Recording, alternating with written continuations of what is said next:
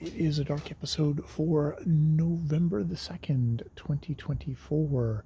And I did a to do list today, which was useful. I did not get everything done on my to do list, but I probably got my goals video done for the month.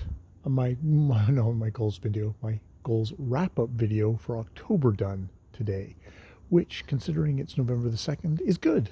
And I will put my November goals video on the docket for tomorrow. So that will also be good. Yeah. So, um, yeah, that was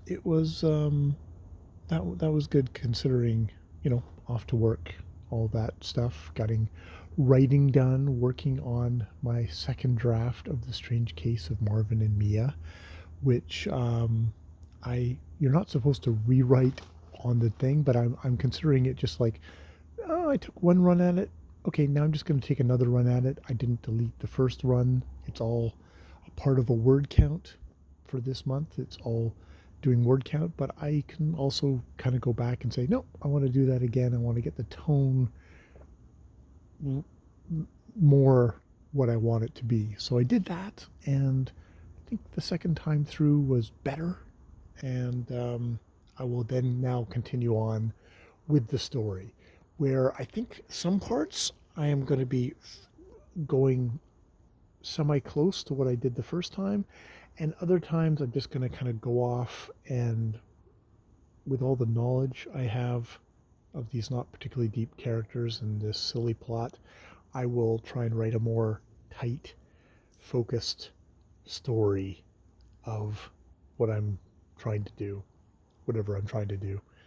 You know, not entirely sure what I'm trying to do, but hopefully that will get a little bit richer this time. In a completely erotic jack off kind of way. It really is erotica. It's not even erotica, it's probably porn, to be honest with myself. I don't think I write erotica. Erotica sounds like fancy stuff, and I'm definitely not writing fancy stuff. Anyone who read it would quickly come to that conclusion. Hopefully, energetic, good humored stuff is what I'm going for. Um, that kind of dwells in my obsessions and my particular kinks, I guess. You do what you got to do. And apparently, I got to do this. Other than that, good night. Good night at work. That went smoothly. And yes, it's not raining like crazy in the backyard, which is awesome.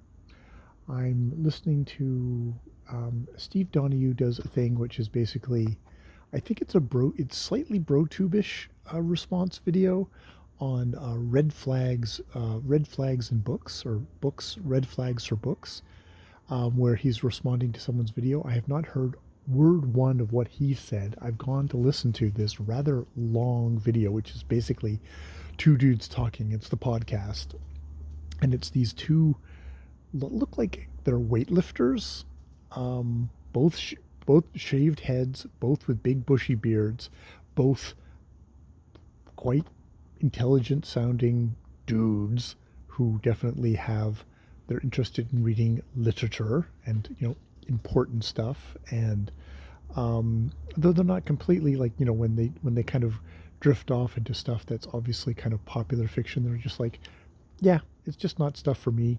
I'm not that interested in it.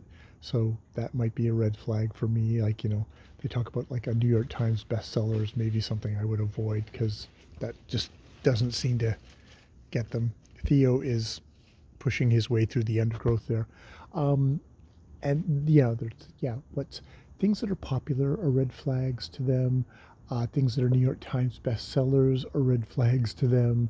Um, you know, that things that are blurbed up the wazoo but don't have just a plot synopsis can be red flags to them. Just or plot synopsis, not just plot synopsis, but like themes, blurbs. Like it's funny. One of the comments was like, "God, if anything is blurbed by Stephen King, that's a red flag," which I actually agree with that. And it was Neil Gaiman, very generous with blurbs, which just like doesn't mean anything.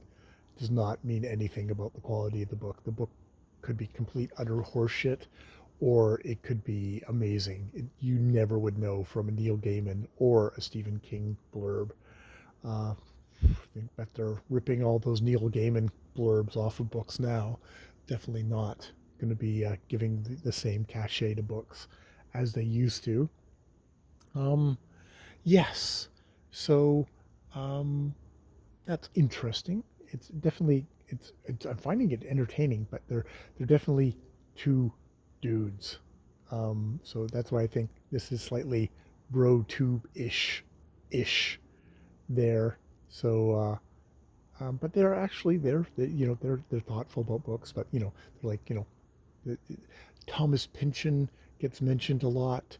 Uh, they think maybe Lonesome Dove. It's more of a popular book. It's not. It does have a little bit of deepness, but it's not like one of the great American novels.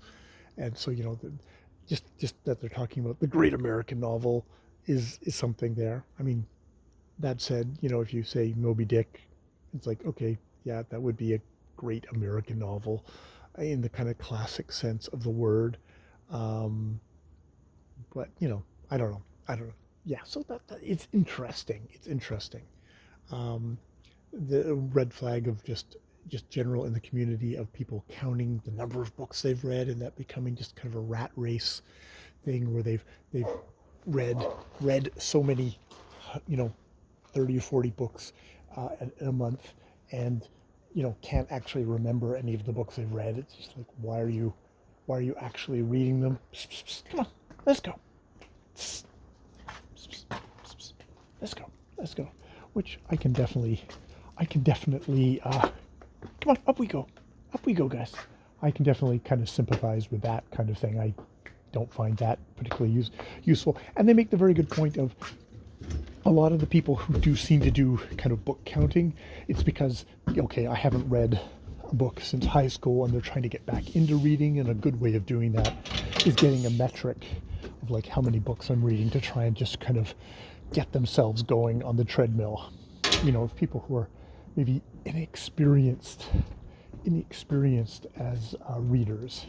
So yeah, I that is actually kind of a more sympathetic way of looking at that, of it being not readers, but there are also just people who seem to be just fucking on a treadmill. Some of them who are booktubers, I'd say, who do it because it's the only way they get views is they have to treadmill through tons and tons of books, not particularly giving you much actual insight into what they're reading, and you don't get the sense that they particularly absorbed much of what they've read. That is a generalization. There are other people who seem to inhale lots of books and actually process them, and hats off to them. I could never do that. So yeah, okay, I'm going to stop there. More videos later.